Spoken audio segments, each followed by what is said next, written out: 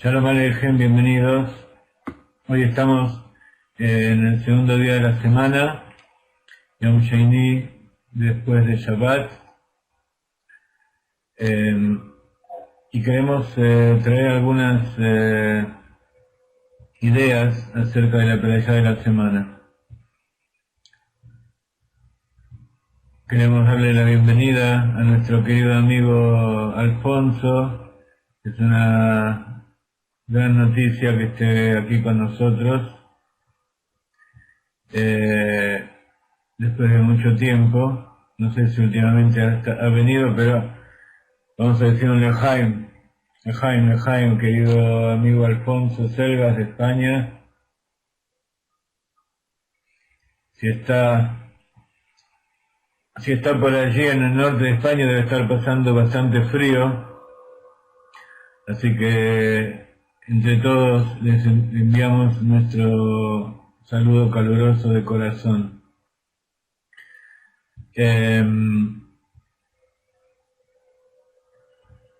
Alfonso proviene del hebreo. ¿Sabía Alfonso viene de Aleph?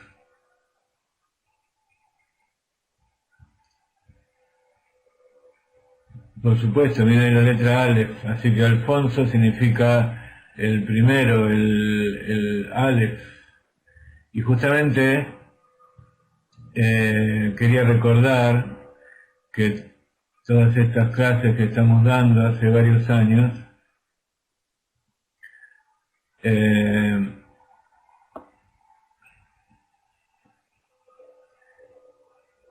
fue uno de los grandes impulsos fue don Alfonso, que nos dio su colaboración a través de PayPal, y con eso pagamos la primera cuota del sistema WISIC.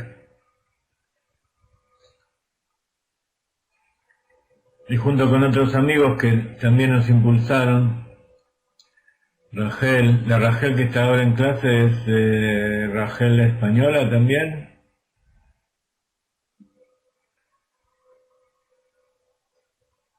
Bienvenida también.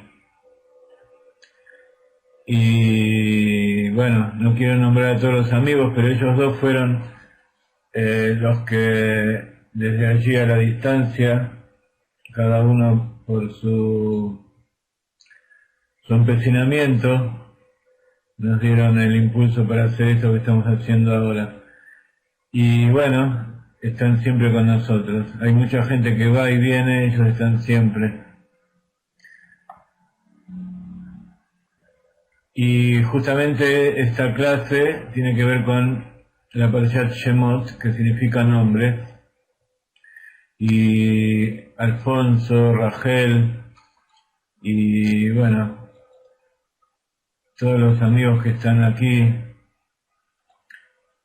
Esperanza, Ana, Moshe, Jenny, Ángel, Miriam, Eugenia, Israel, son todos amigos y Eridia, Azael. Hay algunos que están hace años con nosotros, otros son nuevos, pero estamos todos, es una gran emoción que ustedes todos estén aquí. Y bueno, como siempre vamos a empezar con el chat. Lo poco que esté aquí para nosotros es una gran luz.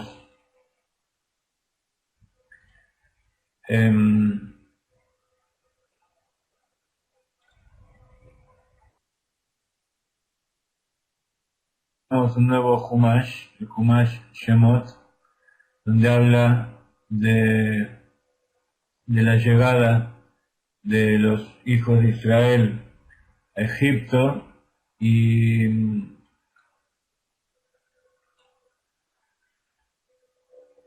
era el inicio de lo que va a ser el exilio de Egipto y la esclavitud.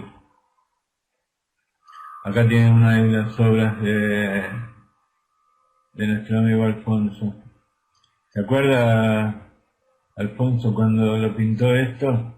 Son poquitos trazos, que es acuarela, ¿no?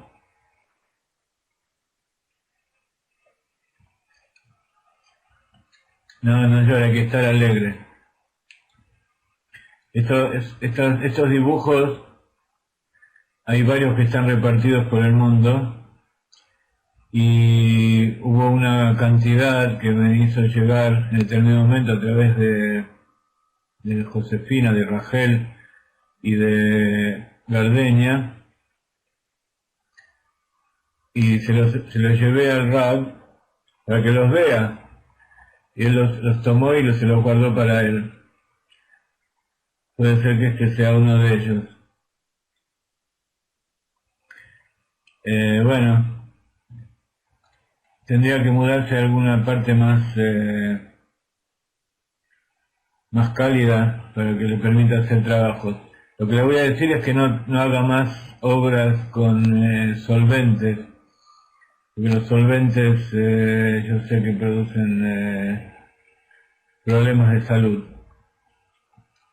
¿Ok?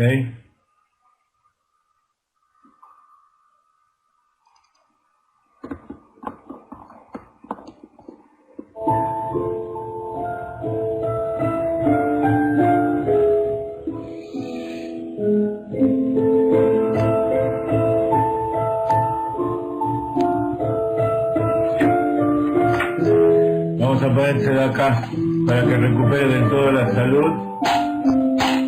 La Tzedaká salva de la muerte, grande es la Tzedaká que trae la redención.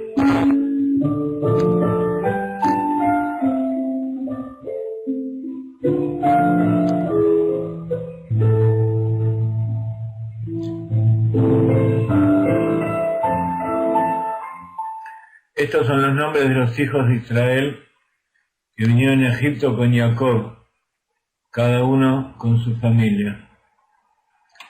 Dice la Torá, Ve'eile Shemot Bnei Israel Abaim Mitzrayma et Jacob ish ubeito ba'u. Ve'eile Shemot Bnei Israel.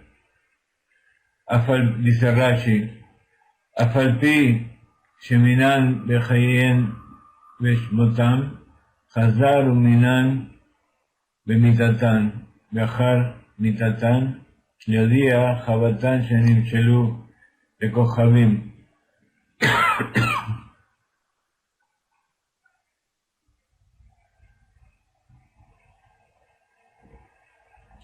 Shemotzian Umachnusan Bemispar Ubeshmotam Shenemar Amotzi Bemispar Tzibam Bechulam Beshem Nikra.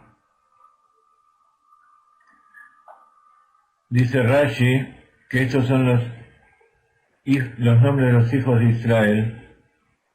Dice, a pesar de que fueron nombrados, fueron contados durante sus vidas por sus nombres,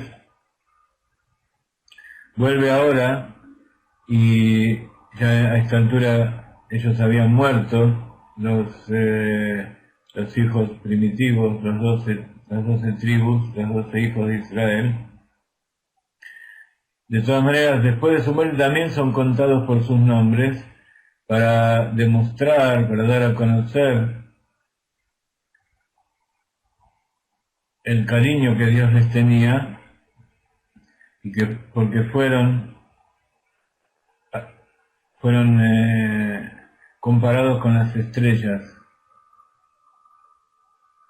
que salen y entran por número y por nombre. así como las estrellas en el firmamento salen y vuelven a salir y entran, y son nombradas, son contadas y cada una tiene su nombre, así también los hijos de Israel, como está dicho, Amotzi bemispar tzebaam lejulam beshem ikra. Dice, el que los saca por el número de las huestes, a todos los va a llamar por su nombre. O sea que Dios conoce a cada uno y uno por su nombre. Así como el rey que tiene un tesoro y cuenta cada día sus piedras, simplemente para tenerlas en la mano, y el contarlas hace que está demostrando el valor y el cariño que les tiene. Así, cada vez que está por suceder algún asunto importante en la Torá, tanto para bien o tanto para mal, Akadosh Baruj Hu vuelve a contar a todos por sus familias y por los nombres de las tribus, para demostrar cómo para él cada uno y uno, incluso cada una de las arenas del desierto, son queridos, son la creación de Dios. Por eso siempre decimos que para Dios es difícil hacer milagros. Y cuando tenemos que pedirle a Dios, nosotros le pedimos milagros, le pedimos parnasá, le pedimos justicia, le pedimos que traiga el Mashiach, le pedimos cantidad de cosas. Pero en definitiva, la plegaria más fuerte, la plegaria que sale de más adentro, es la plegaria que decimos a la mañana, que le agradecemos simplemente porque nos devuelve la vida, nos hace vivir de nuevo un día más, nos devuelve el alma dentro del cuerpo, y le agradecemos por su confianza, por la fe que tiene en nosotros. Entonces cuando uno tiene necesidad de algo de Akadosh Baruj Hu, a veces nosotros no sabemos cómo pedirle, no sabemos en nombre de quién pedirle, no sabemos a quién.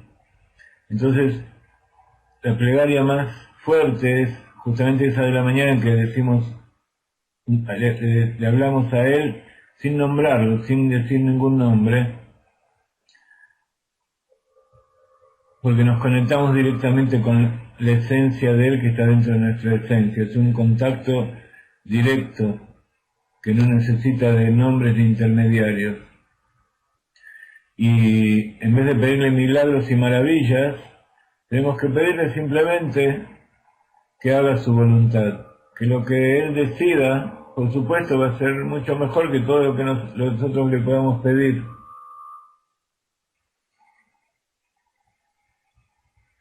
Todo pedido que nosotros le hacemos, por más grande y elevado que pueda parecer, seguramente, en comparación con la verdadera intención de Dios, es como el pedido de un bebé, de un pequeño animalito, a su dueño.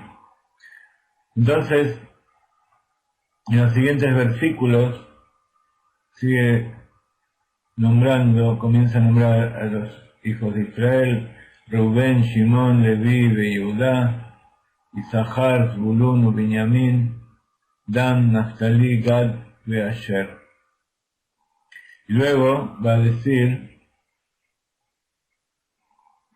como ustedes ven acá hay 11, falta Yosef, y luego va a decir, dice, este es el número original de los descendientes directos de Jacob, incluyendo a Yosef que ya estaba en Egipto, o sea, todos ya bajaron, y con Yosef que ya estaba forman 70. Como ustedes saben, 70 es un número muy importante. Vayikol Nefesh Yetzav Yerech, Jacob Shivim Nefesh ve Yosef allá. ¿Ok?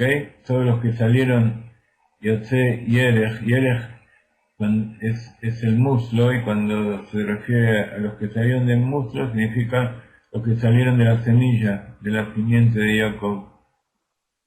70 almas de Yosef estaban en Egipto. Dice Rashi, de Yosef allá de Mitzrayim, dice, ¿acaso de Aló Ubanav Ayub de Shivim. Y si acaso él con sus hijos ya no eran 70, ¿qué es lo que viene a enseñarnos? ¿Acaso no sabíamos que ellos estaban en Egipto? Viene a enseñarnos lo justo que era Yosef. Tzidkatosh Yosef. U Yosef Arroed. U Yosef Arroed Son y Aviv. Ese es el Yosef que pastoreaba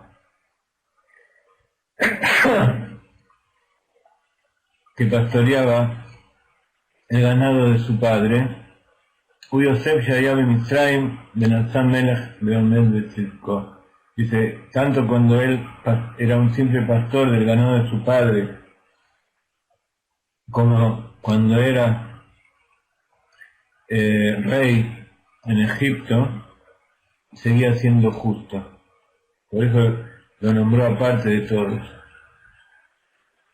Y entonces acá aclara nuevamente, como decíamos antes, Yosef y sus hermanos y todos los demás de esa generación murieron. Vayamad Yosef Bechol Echav Bechol Ador Au.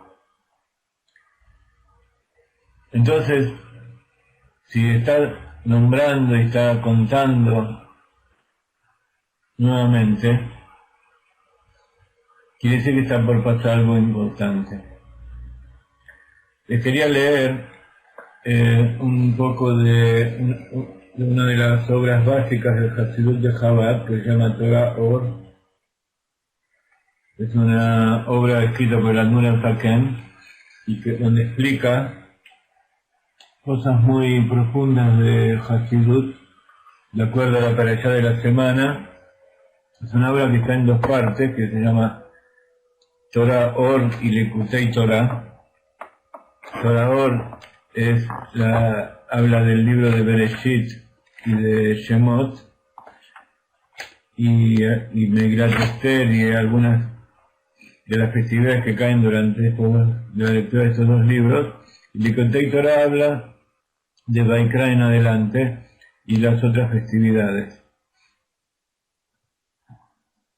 Cada parashá tiene muchas hojas de muchas enseñanzas, que como ustedes saben en Hasidut se empieza con el Pshat, como acabamos de hacer, que leemos la parte revelada, leemos el comentarista más básico que es Rashi y algunos otros comentaristas, y luego comienza a profundizar. Entonces dice la Admor HaZaken, Ve'ele Shemot Bnei Israel Abaim Mitzrayma Yaakov Ishu Beito Bau. Y esos son los nombres de los hijos de Israel que vienen a Egipto. Et Jacob, el hombre y su casa vinieron, el hombre y su familia. Entonces dice la Admor HaZaken respecto a este versículo, dice, he aquí que en la Parashat Vaigash, que leímos hace algunas semanas, también está dicho, estos son los nombres de los hijos de Israel que vinieron a Egipto, Jacob y sus hijos. Y hay que entender por qué está duplicado en la Torá este asunto de que vinieron a Egipto.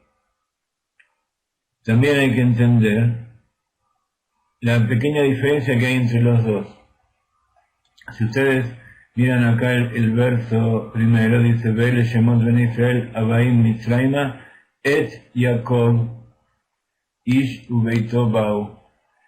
En cambio, en la primera vez que está dicho esto, en la Parashat Vaigash, dice, Ve'ele Shemot Bnei Israel Abaim Mitzrayma Jacob Ubanav.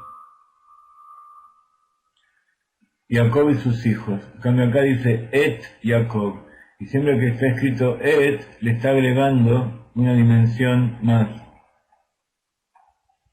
Entonces, sigue haciendo algunas otras preguntas, que por supuesto no vamos a contestar todas, simplemente les quiero plantear, como para que ustedes también empiecen a disfrutar, empiecen a pensar con la mentalidad hasídica, con la mentalidad de la Torá, de descubrir los secretos, de hacerse preguntas. No es malo hacerse preguntas, incluso a veces uno se pregunta cosas que a primera vista pueden parecer heréticas o que no corresponden, que no son honorables, pero de todas maneras, cuando uno pregunta para saber, cuando uno pregunta para aprender, toda pregunta es bienvenida, y así nos enseñan los sabios.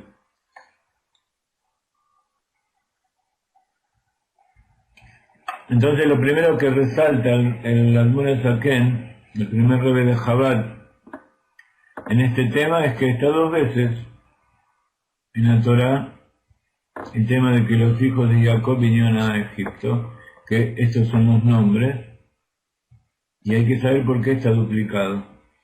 También hay que entender la diferencia que hay entre estos dos versos, como decíamos recién. Y sobre todo que la diferencia de esa palabra et, que la traducción normal sería y, pero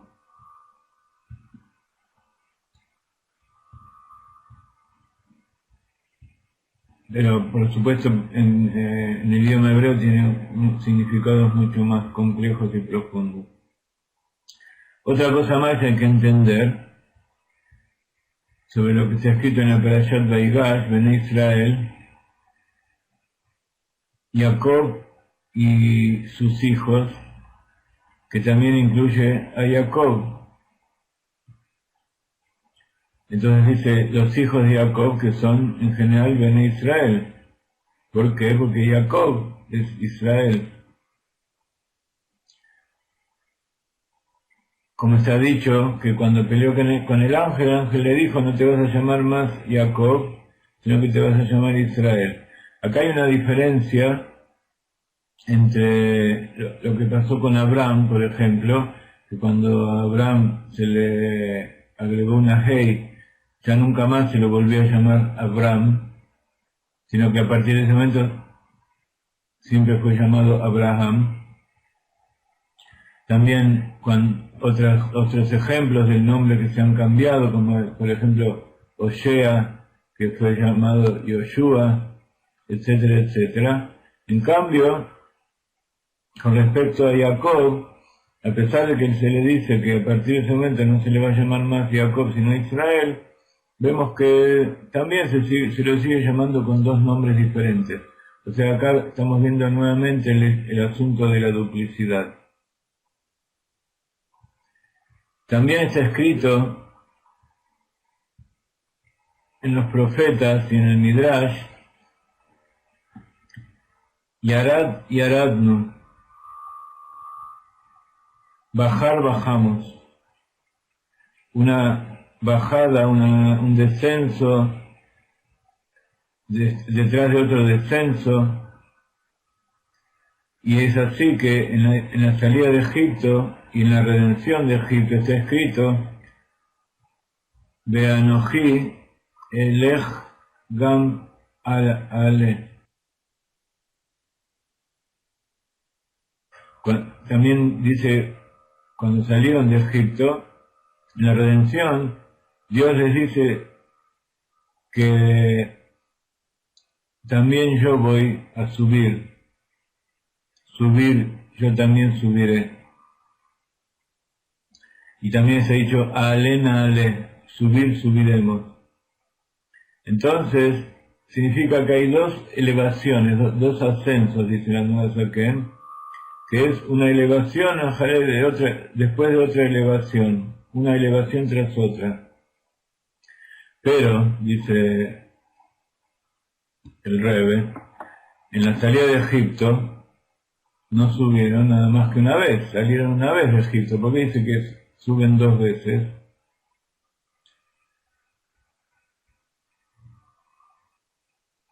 Como está escrito y así leemos también la verdad, pero esto está escrito en la Torá, que los elevaré a ustedes de la pobreza de Egipto a la tierra que emana leche y miel.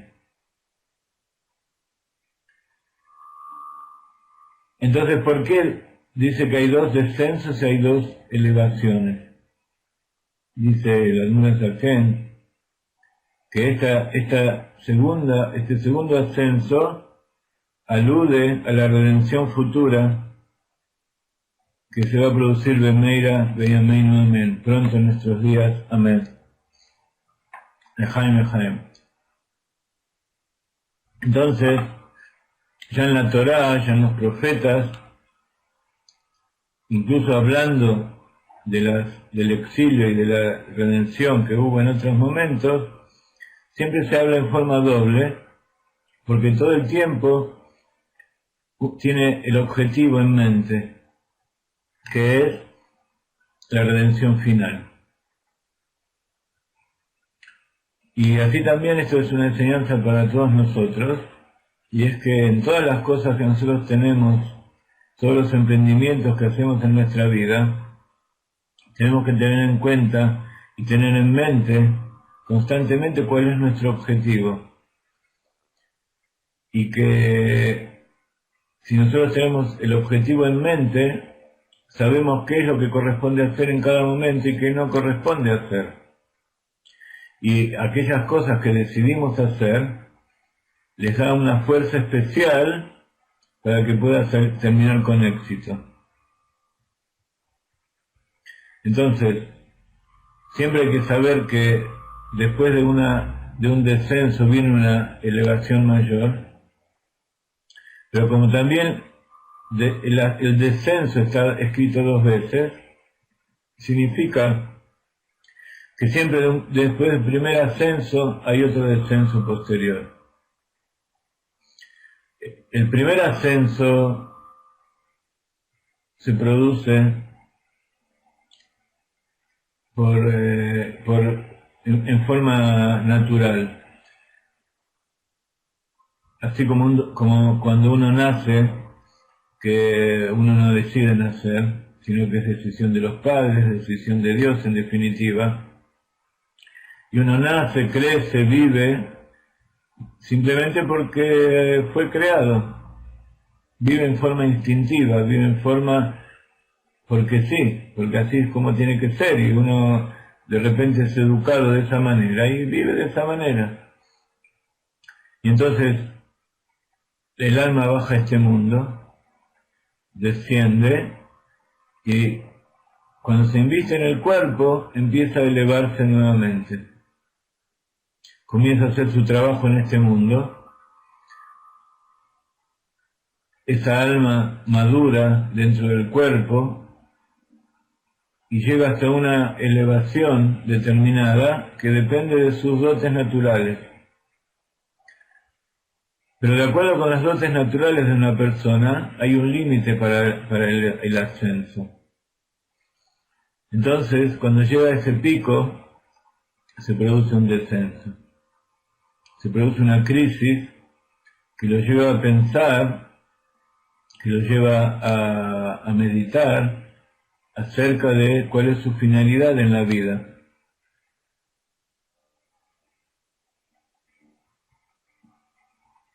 La persona empieza a decir que no puede ser que haya venido fortuitamente, que todo sea al azar y que tiene que seguir viviendo simplemente porque así es la ley de la naturaleza.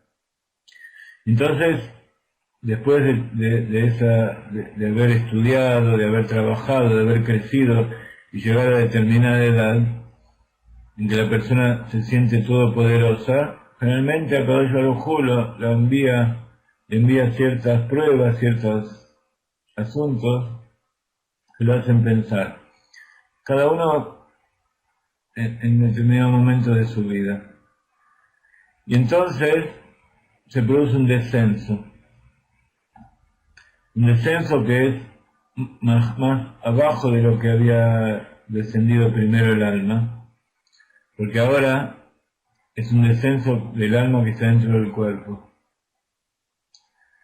Y el descenso que puede llegar a traer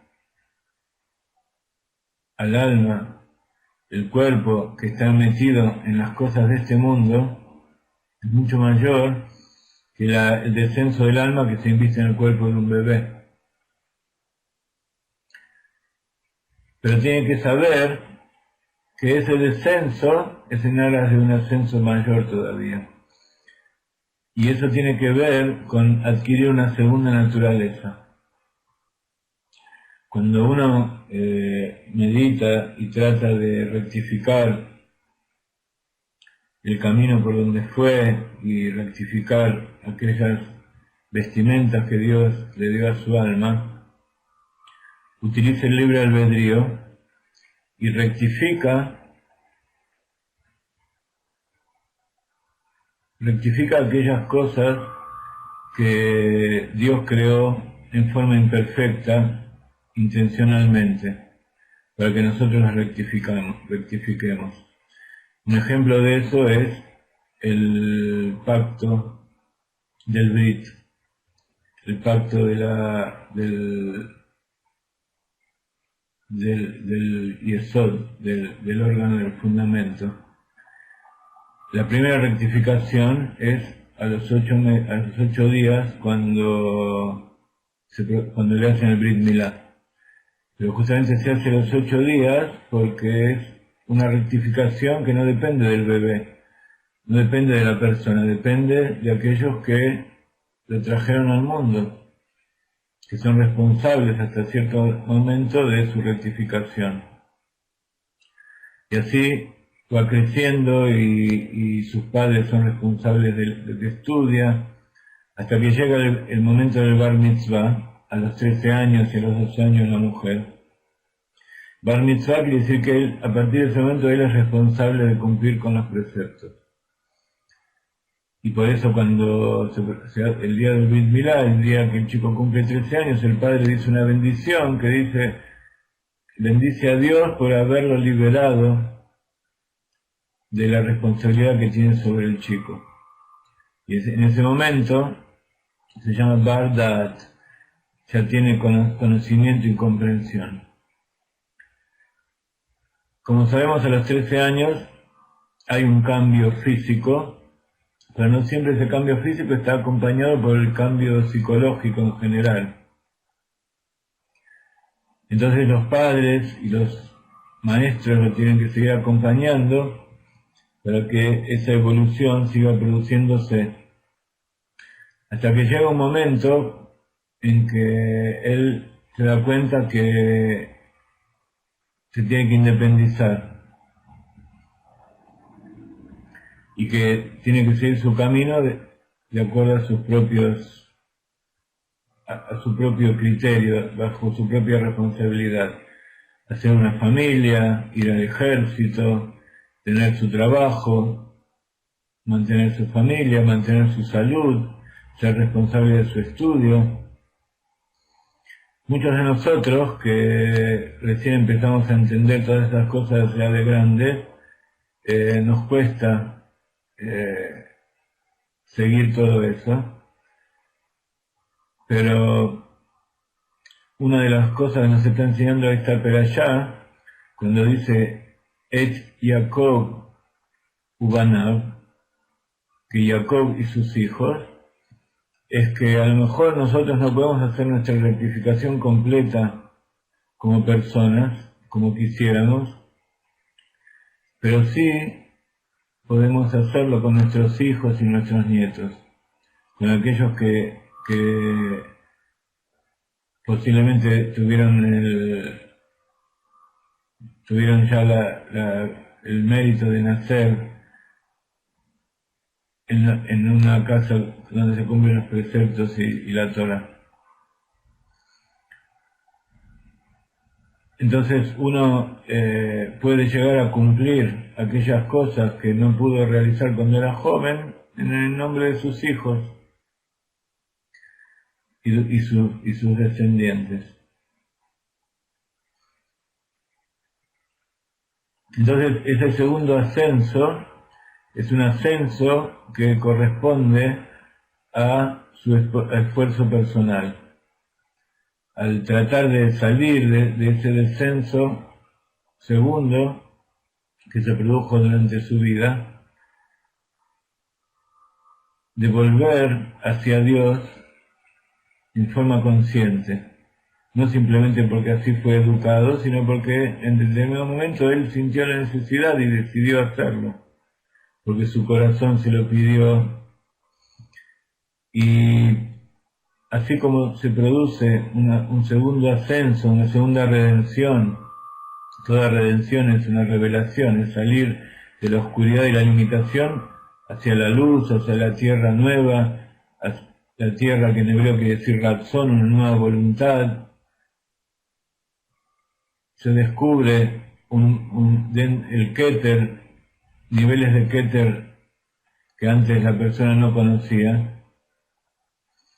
Y también eso se produce en las relaciones personales, por ejemplo en el matrimonio. Se ha escrito que, ustedes saben que en el judaísmo está permitido el divorcio, no es algo que se aconseja o se desea, pero cuando es necesario, el divorcio está permitido. La esposa y el primer marido corresponden a los méritos que tenía la persona en forma innata, tal como era él. Y la segunda esposa es de acuerdo a los méritos que él adquirió por sí mismo. Y esa diferencia, esa doble pareja, no implica que sean diferentes mujeres, puede ser la misma mujer. Después de que uno se casa, de repente empieza a ver la vida de una forma muy diferente a la que era antes de casarse. Incluso cuando pasan los años y los hijos y los nietos ya se independizan, también uno ve el matrimonio de una forma diferente, ve a la esposa de forma diferente. Entonces es como si fuera un nuevo casamiento. Como ustedes ven, ese segundo ascenso y esa segunda caída se puede repetir muchas veces. La primera es siempre la primera, es en forma natural, es la primera naturaleza. Pero las redenciones, así como el pueblo de Israel tuvo 3 exilios, tuvo 4 exilios y ahora la cuarta redención va a ser la última, también la persona en general tiene distintos descensos y ascensos. Pero siempre toda la serie de ascensos y descensos que vienen después ya son de la segunda categoría, que dependen de su propia actitud frente a la vida.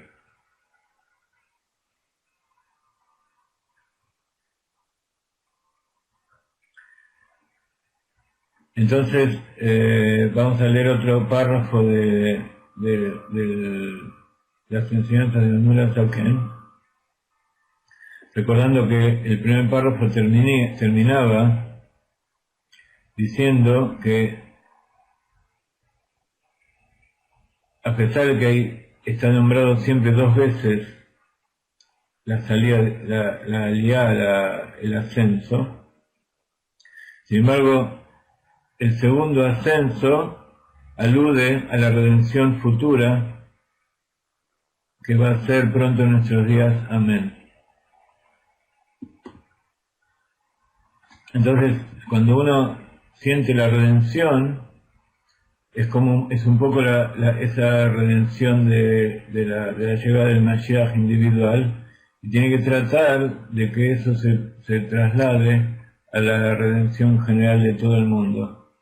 Y esa es la enseñanza y la herencia que recibimos de nuestro maestro el Baal Shem Tov, que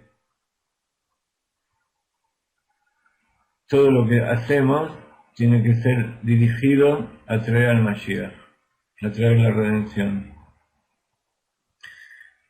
Sigue diciendo el Admor HaZaken, está escrito,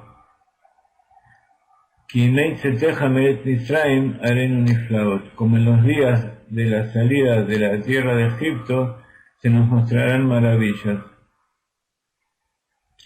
Y acá nuevamente está aludiendo, está comparando a la salida futura del exilio último hacia la redención final con la salida de Egipto. Y está diciendo que así como el profeta dice, como en los días de la salida de Egipto, se nos mostrarán maravillas. Dice, no dice que se nos mostrarán las mismas maravillas, sino que nos van a mostrar maravillas como semejantes, pero está dicho que las maravillas que se van a ver en el futuro, con la llegada del Mashiach, van a ser mucho más grandes que incluso la apertura del Mar Muerto y las plagas y todas las maravillas que vimos cuando salimos de Egipto. Hoy en día, abrir el mar ya no es una tarea tan maravillosa.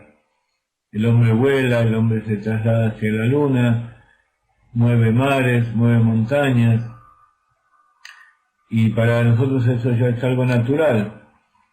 Así que imaginémonos las maravillas que van a suceder cuando llegue el Mashiach y veamos la redención verdadera.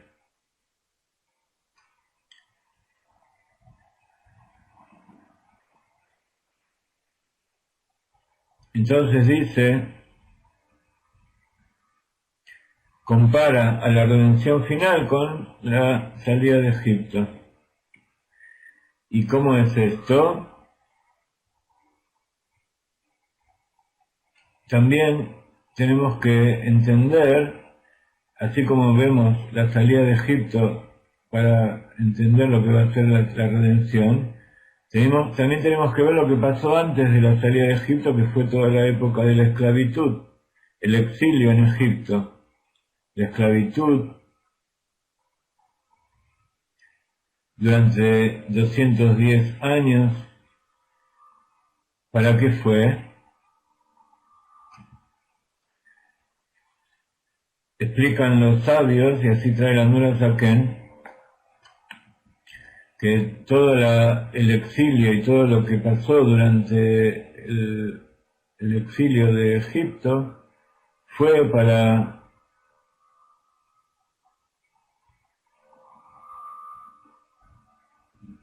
prepararnos y para que tengamos el mérito de recibir la Torá panim be panim dvar Hashem, directamente cara a cara de la boca de Dios.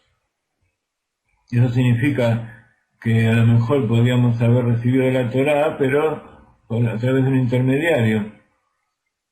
En cambio, gracias al sufrimiento del exilio, pudimos recibir la Torá directamente de la boca de Dios, como está escrito, y esta será la señal que pondré frente a ti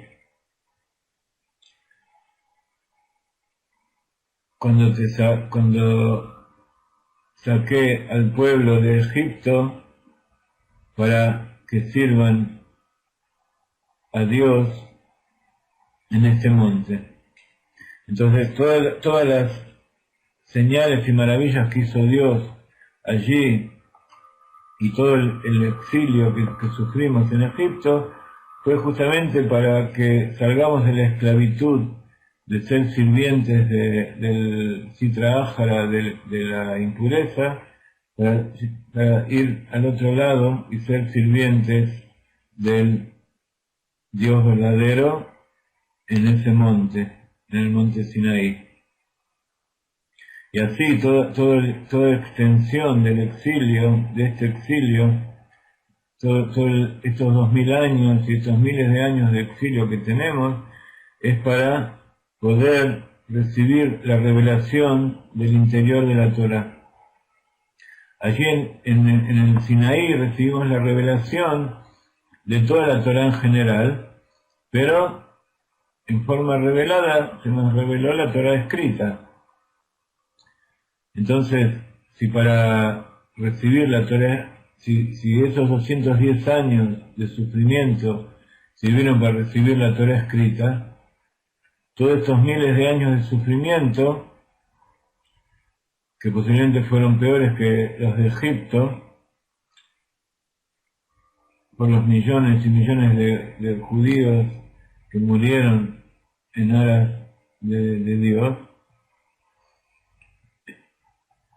en los distintos holocaustos y destrucciones que hubo del pueblo judío. Entonces, todo eso sirve para recibir el interior de la Torá. Así que qué grande debe ser el interior de la Torá, todos los secretos de la Torá, que para poder recibirlos tenemos que pasar todos estos exilios. Y sobre todo, esas revelaciones que va a haber en el futuro por venir, como dice aquí, que porque en la entrega de la Torá recibimos la Torá revelada, pero el interior, los secretos de los motivos de la Torá se van a revelar en el futuro por venir. Y como el Baal Shem Tov ya empezó, y el Arizal y el Rabbi Shimon Bar Yochai ya empezaron a revelar los secretos de la Torá, los secretos interiores de la Torá, que son los secretos que se van a terminar de revelar en el futuro por venir, se entiende por qué Rashbi, Rabbi Shimon Bar Yochai, cuando estaba allá en la cueva y empezó a revelar esos secretos, dijo que ya era el momento de que llegue el Mashiach. Eso trajo confusión, el Mashiach no llegó en ese momento, pero ya se habían empezado a revelar, que decir que ya eran los dolores, ya estaban empezando los dolores del parto del Mashiach, porque así está escrito que los 6.000 años de existencia del mundo, de la creación de Dios, los primeros 2.000 años fueron los años del Tou, donde hasta que nació Abraham Avinu, eran años del caos y de pecado y todas las generaciones que desembocaron en el diluvio y todas esas cosas, hasta que llegó Abraham Avinu. Está escrito que en las 10 primeras generaciones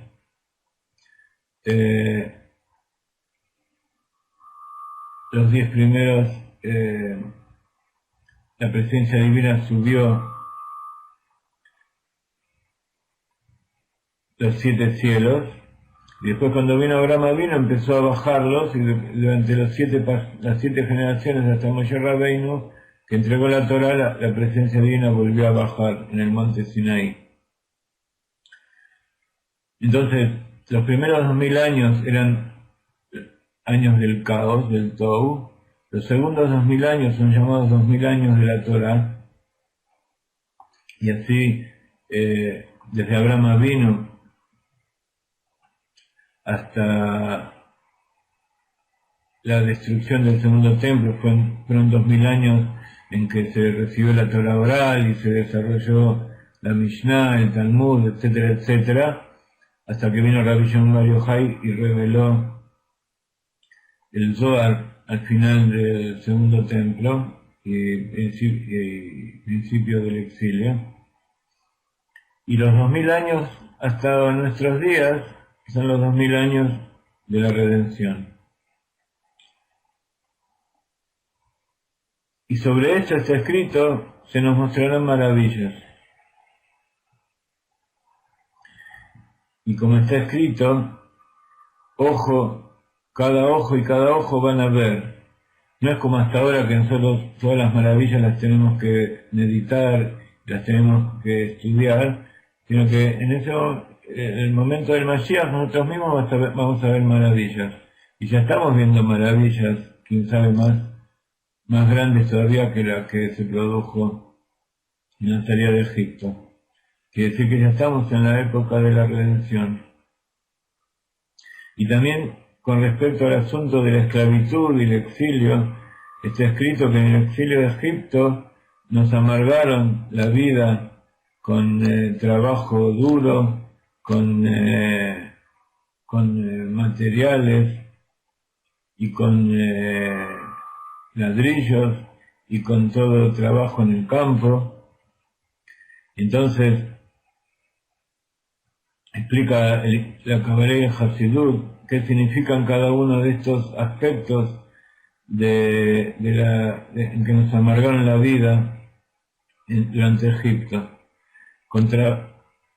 Que nos amargaron la vida significa que nos amargaron la Torah, porque la Torah es nuestra vida. En Egipto y el exilio nos hace ver, nos amarga la vida, nos hace dificultoso el estudio de la Torah. Y justamente esa dificultad, como decíamos recién, es lo que nos amerita que se nos revelen cada vez más y más los aspectos secretos de la Torah. Entonces, cada uno de estos aspectos, cada uno de estos cosas, trabajos difíciles en que nos amargaron la vida, tiene que ver con un aspecto distinto de la Torah.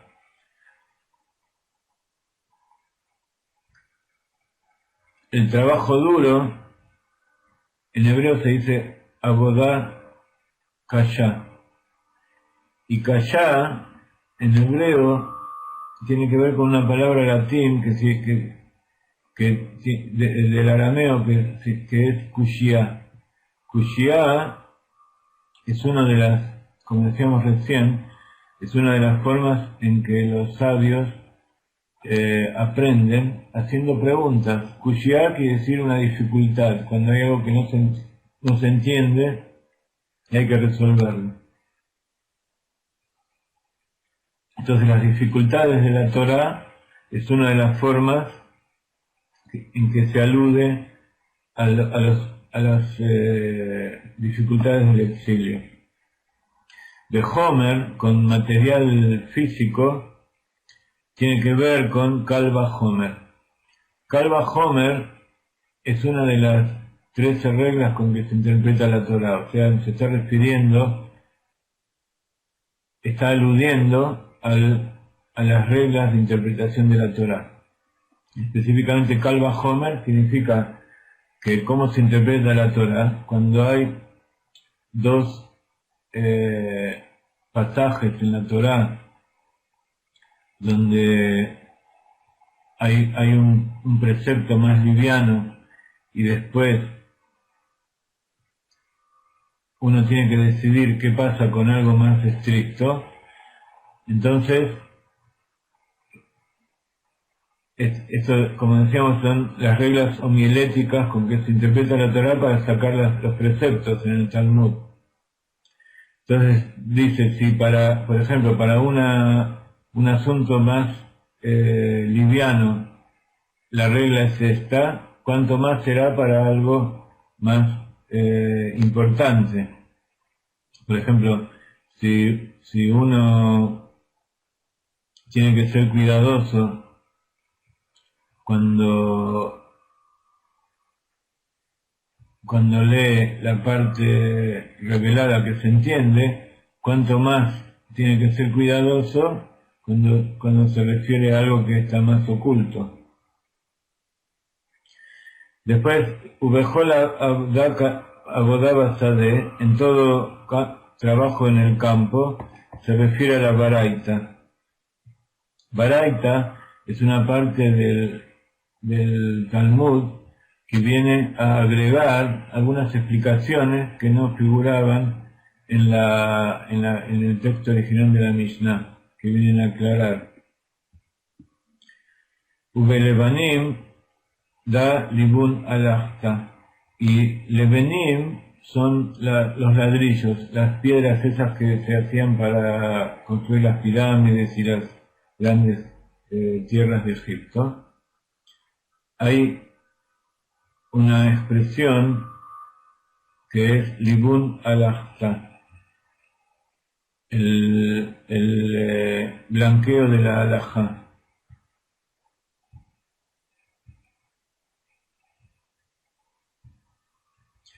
O sea, aclarar, decidir exactamente cuál es la halajá que corresponde a determinado precepto.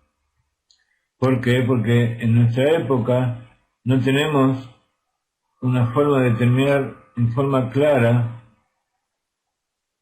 cuál es la halajá, cuál es el veredicto de de todas las discusiones. Hay muchas discusiones entre los sabios en el Talmud, en la Mishnah, que terminan en teco. Teco significa que no hay una definición, no se sabe cuál de los dos sabios tiene razón. Entonces, hay leyes donde hace falta saber si algo es puro, si algo es impuro, si algo es kasher, si algo no es kasher. Y sucede que hay veces que no está muy claro y a veces, y se corre el riesgo de hacer kasher algo que no es kasher, de hacer puro algo que no es puro, o hacer impuro algo que es puro. Entonces, así como todo este trabajo de esclavo que hubo en Egipto con el homer, con el material, con los ladrillos, con los benim, tuvieron el mérito de recibir la Torah, así también todo el esfuerzo que se hace para conocer, para descubrir todos los pasajes secretos y tratar de cumplir con la Torah en la mejor manera posible, a pesar de la oscuridad, de que no podemos saber exactamente todo cómo es. Ustedes piensen que la Mishnah, que es los 6 órdenes donde están especificados los preceptos que después fueron discutidos en el Talmud, cómo se deben cumplir estas Mishnayot, está escrito que Moshe Rabbeinu en el monte Sinaí recibió 600 órdenes, de los cuales se fueron perdiendo a través de Moshe perdió la mayoría.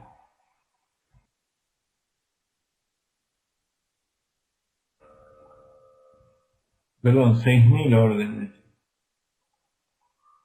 Y después con las generaciones quedaron nada más que 6. Así que imagínense todas las cosas que están escritas en la Torá que van a ser reveladas cuando llegue el Mashiach.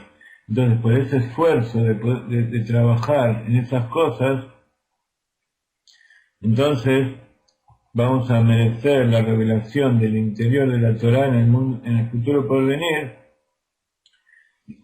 del cual está escrito que en los días de la salida, así como en los días de la salida de Egipto, se nos mostrarán maravillas. Bienvenidos a todos los que van llegando. Vamos a poner una melodía para meditar un poco en estas cosas.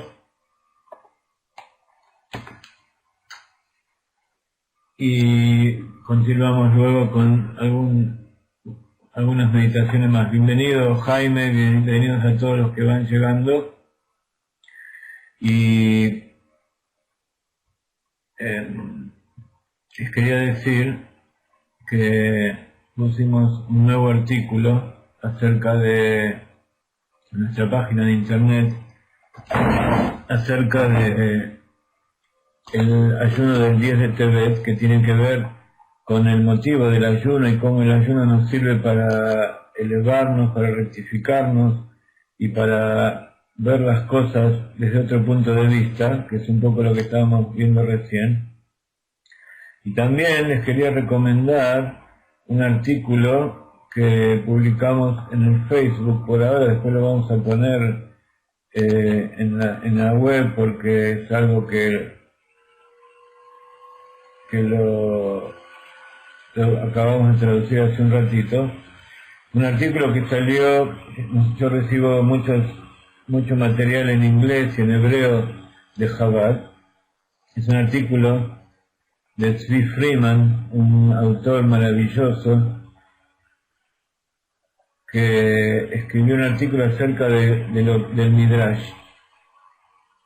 Porque hay veces que cuando uno dice Midrash, que Midrash son todas las Agadot, todos los cuentos que cuentan los sabios en el Talmud, a veces uno no sabe si esos Midrashim son verdad, si son historias, si son cuentos que inventaron los Jajamim, pero nosotros sabemos que todas esas cosas son verdad y que son uno de los 4 niveles de la Torá, del Pardes.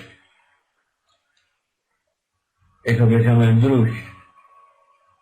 Entonces, si ustedes son amigos nuestros en Facebook, si están en nuestras páginas o en nuestros grupos de Galei Night, van a poder ver el artículo que publiqué, que se llama exactamente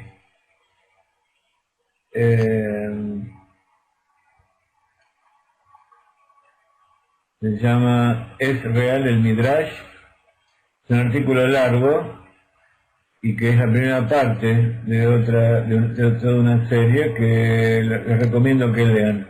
Después lo vamos a poner en la página y lo vamos a mandar en la página semanal por email. Bueno, vamos a meditar un poco con una música.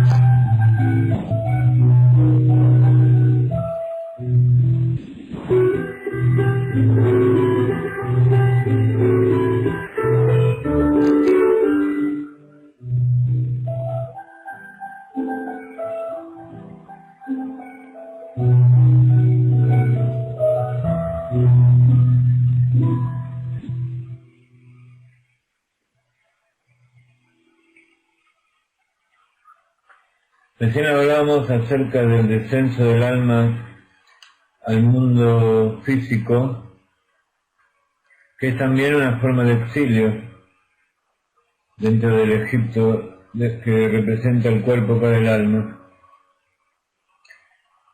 Y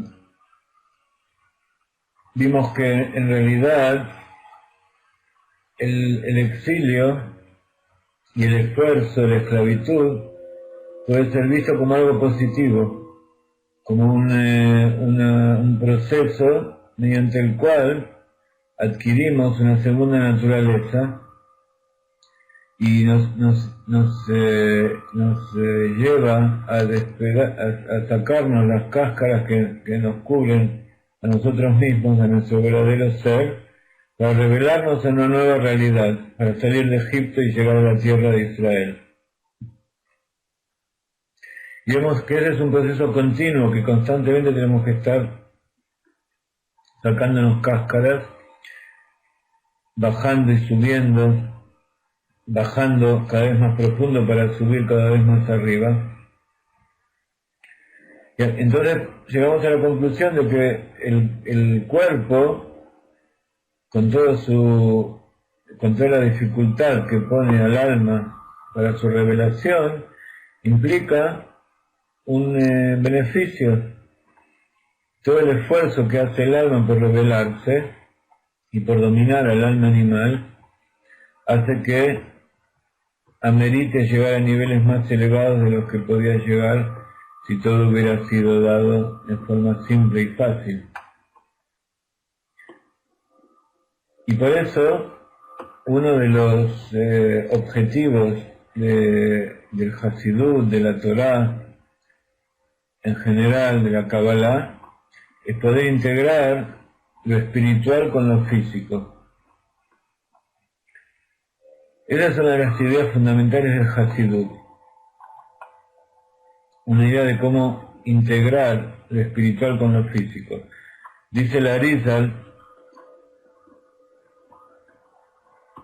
en todo el tema este de descender y subir también tiene que ver con el tema de las reencarnaciones, es que así como la Torah tiene 4 niveles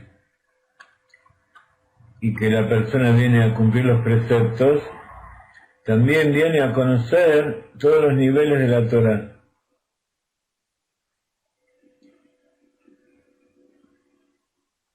El pshat, la parte literal, la parte simple que se entiende literalmente, el remes, que son todas las alusiones que hay en la Torah, que se puede entender también en forma revelada. Luego viene el drush, que son los midrashim, todas las historias, los cuentos que decíamos recién, y por fin está el sod, la parte secreta, la parte oculta que hay en la Torah. Entonces, nosotros vemos que hay almas que tienen una inclinación especial hacia la parte oculta, y hay algunas almas que tienen una inclinación especial a la parte revelada.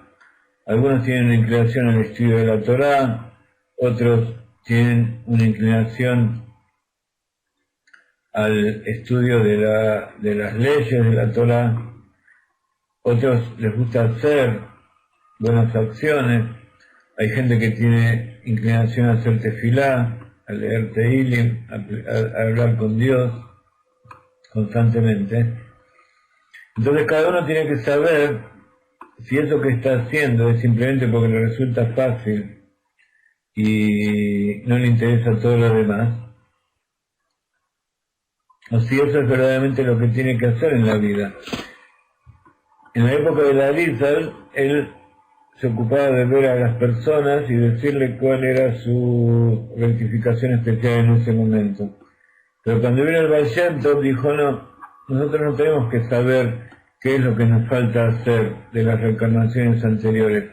No tenemos que saber exactamente cuál es la rectificación que tenemos que hacer en ese momento, sino que tenemos que hacer todo, tenemos que tratar de cumplir con la Torah en general, porque nosotros ya somos almas que pasamos muchas reencarnaciones, entonces tenemos dentro de nosotros un bagaje del conocimiento de los 4 niveles que nos da posibilidad de poder abarcar todas esas cosas, y eso esa es la revelación del Hasidut. Por eso el Hasidut se reveló en estos últimos 250 años, la época final para la llegada del Mashiach. Por eso Rav Ginsburg dice constantemente que llegó la época en que aprendamos de todos los tzadikim, no simplemente cada uno se concentre en uno solo.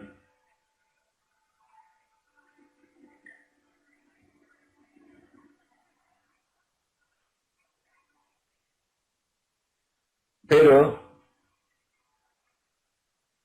el Rebbe nos da una idea de cómo de todas maneras podemos saber qué es lo que tenemos que hacer, en qué nos tenemos que esforzar y qué tenemos que dedicar nuestro empeño.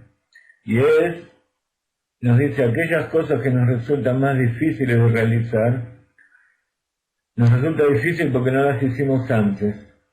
Quiere decir que aquello que nos resulta fácil es porque ya lo conocemos. Aquello que nos resulta divertido, fácil, ameno, es porque ya lo conocemos. Pero aquello que nos resulta dificultoso, que implica un esfuerzo para poder realizarlo, ya sea estudiar, hacer tefilá o hacer acciones, cada uno tiene una inclinación, una facilidad, una dificultad para una u otra cosa. Incluso dentro de cada uno de esos terrenos hay distintos aspectos. Entonces, cuando nosotros encontramos determinada dificultad en alguno de esos asuntos, significa que eso es lo que tenemos que terminar de rectificar en nosotros mismos. Pero por supuesto sin dejar de lado todo lo demás. Entonces, meditemos ahora un poco como parte de lo que tenemos que hacer cada día, qué es lo que más nos cuesta y qué es lo que nos resulta más fácil. A lo mejor empecemos por lo que nos resulta más fácil y después vayamos yendo a lo que más nos cuesta y veamos cuáles son las cosas que tenemos que dedicarle más empeño. Por supuesto no tenemos que dejar las cosas que nos gustan, aquellas cosas lindas y que nos dan placer, son aquellas cosas que nos interesan. Pero también tenemos que poner nuestro esfuerzo en mejorar, en superarnos, en hacer aquellas cosas para las cuales quizás no tenemos un talento especial, pero que sí lo podemos desarrollar.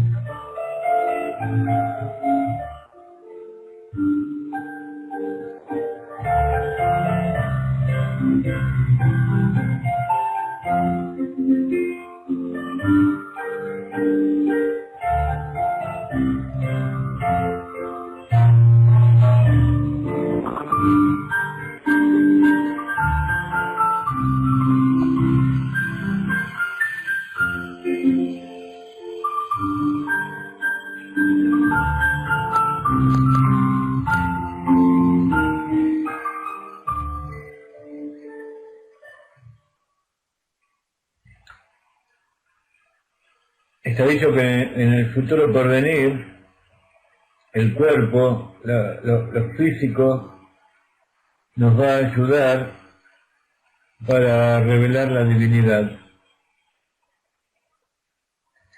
Y así vemos como la ciencia, el estudio de la naturaleza, de la parte física de la existencia, nos está ayudando para conocer a Dios, para entender más las maravillas y conectarnos a Él con más fuerza.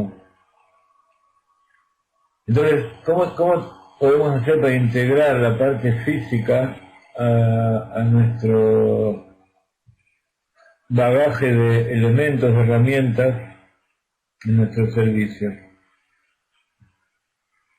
El Rebbe de Lubavitch, como siempre, nos da grandes enseñanzas,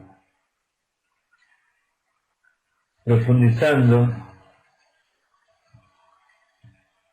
en los aspectos del Hasidut que sirve para nuestro servicio a Hashem.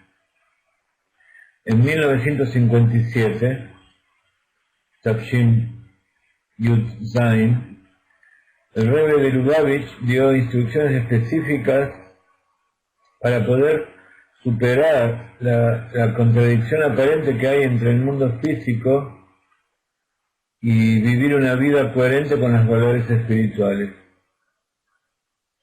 El Rebbe citó al Ari, a Kadosh, y escribió que las almas de hoy son reencarnaciones de vidas anteriores que regresaron para completar tareas y actos específicos requeridos en este mundo. La inclinación al mal, el alma animal que tenemos, es muy testaruda y se ocupa especialmente de frustrar esas acciones. Entonces, como decíamos recién, tenemos que prestar una mayor vigilancia, poner una mayor atención en esas acciones que vemos que el alma animal nos impide realizar. Y así, por ejemplo, vemos gente que rechaza una educación judía para sus hijos porque es demasiado cara, pero no duda en meterse en deudas para comprar cosas para su casa, para salir de vacaciones, para comprar un auto.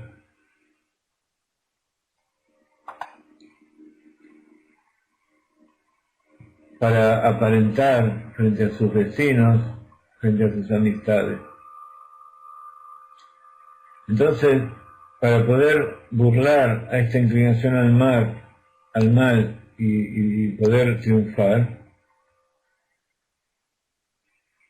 hay que tomar en cuenta cuánto dinero tenemos disponible realmente para realizar los gastos que necesitamos hacer, pero siempre tratando de que esos gastos estén destinados a necesidades de la familia,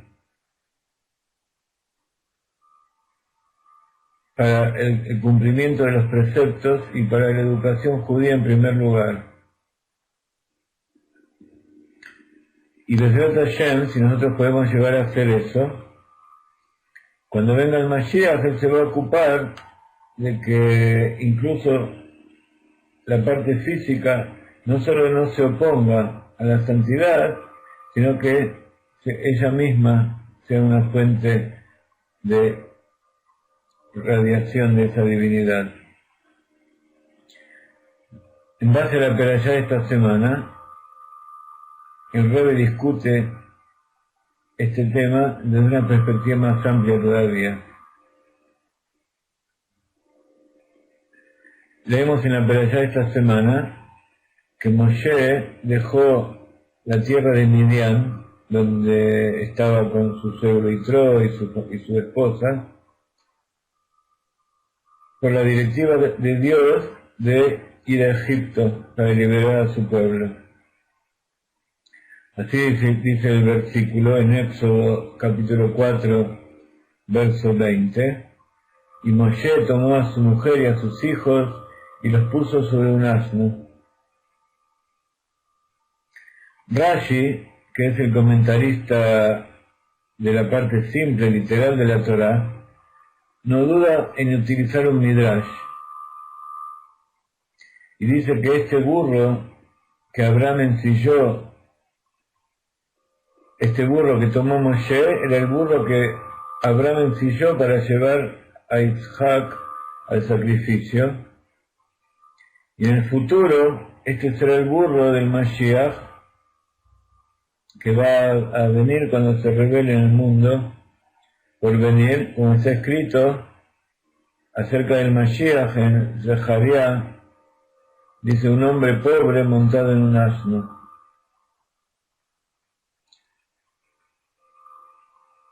El Rebbe nos explica que la palabra burro en hebreo es Hamor, y Hamor es la misma raíz de la palabra Homer.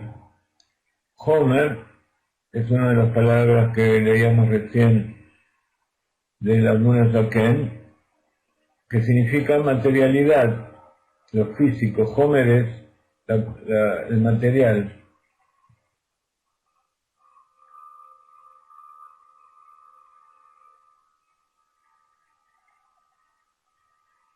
Cuando se nombra un burro, entonces en la Torah a menudo se lo utiliza como una analogía de la interacción del alma con el mundo material, con el mundo físico. Y hay distintas expresiones utilizadas con respecto al burro, de las cuales podemos aprender acerca del rol especial que tiene esa materialidad en el plan divino, interpretado por Abraham, por Moshe y por el Mashiach. Dice el Rebbe que el trabajo de Abraham fue hacer la guerra a la idolatría, luchar contra la idolatría. Él fue el primero en difundir el nombre de Dios. Y es por ello que cuando él dice que aparejó el asno, se utiliza el término Habash, que también significa conquistar. Habash quiere decir aparejar, poner al asno la montura, etcétera, etcétera. Y también es la misma raíz de la palabra que tiene que ver con conquistar. O sea que ensillar el asno significa someter a lo físico. Eso con respecto a Abraham. Entonces, Abraham sometió a lo físico a través de luchar contra la idolatría. Y por todo lo que implica el hecho de haber pasado las 10 pruebas, especialmente la prueba número 10, que fue el sacrificio de Isaac. En la época de Moshe, la situación había progresado un poco más. Su trabajo fue la de redimir el pueblo de Israel de Egipto y llevarlo al monte Sinaí.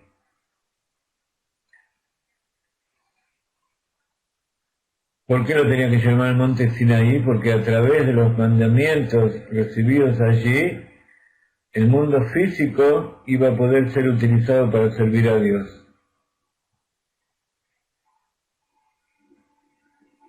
Por lo tanto, la palabra utilizada allí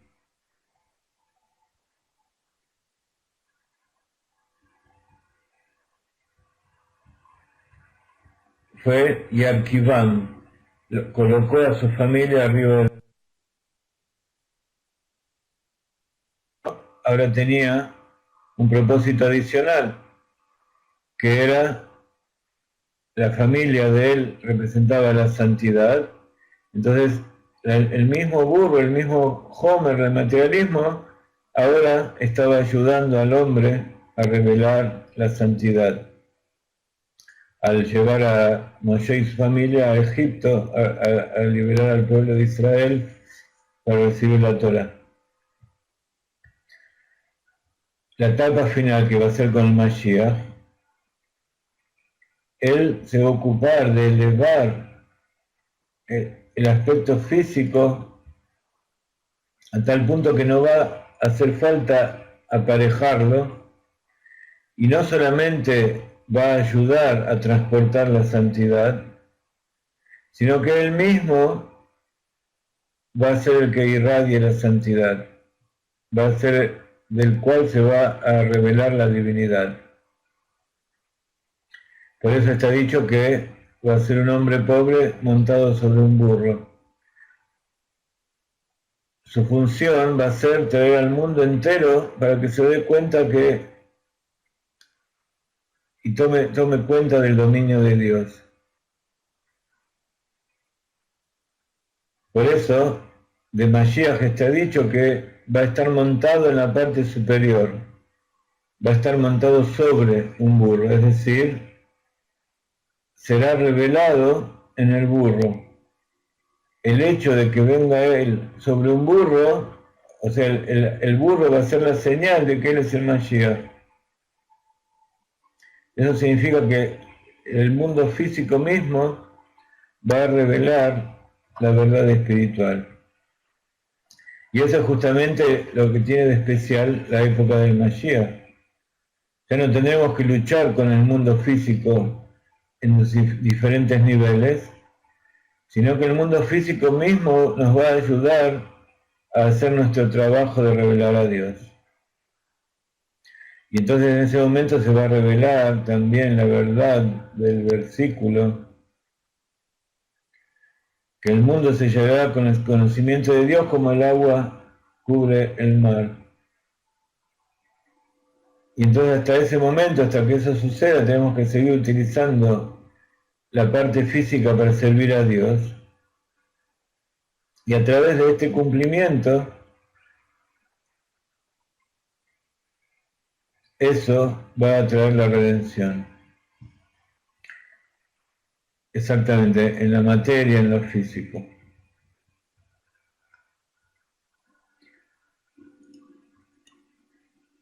Y eso es lo que sucede justamente con la mayoría de los científicos de hoy en día. Cuando más penetran en la materia, más descubren que esa materia encierra en su núcleo la divinidad, como hablamos tantas veces en física y en otros aspectos. Bueno, este es un poco alguna de las meditaciones acerca de la operación de la semana. Como siempre los invitamos a participar de nuestras clases, los invitamos a estudiar todos los días lo que el Rebbe nos enseñó, que es la perashá de la semana, la porción diaria de la perashá de la semana, estudiar, decir los teilim de cada día, estudiar el Tanya de cada día.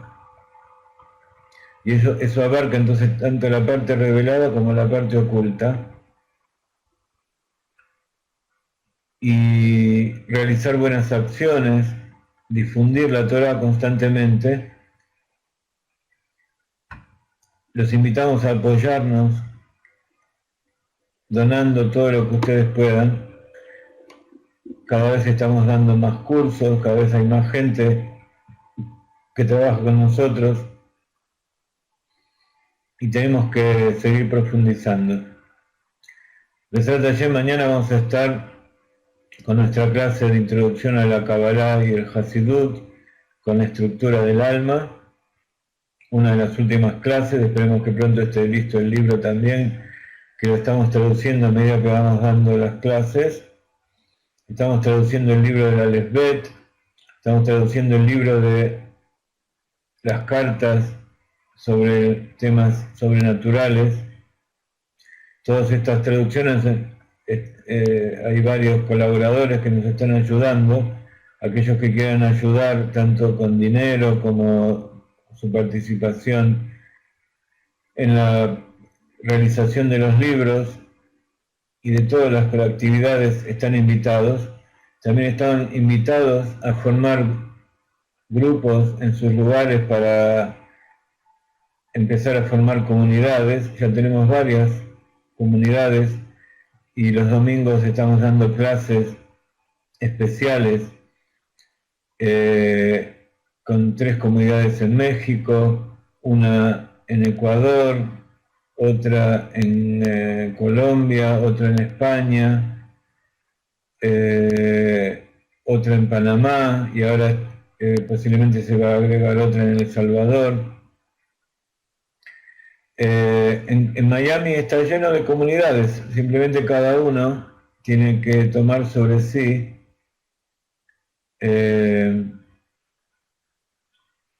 invitar a gente y nosotros le podemos dar las clases por internet y si podemos conseguir algún maestro que esté cerca, por ahora tenemos aquí en Israel y tenemos en Argentina.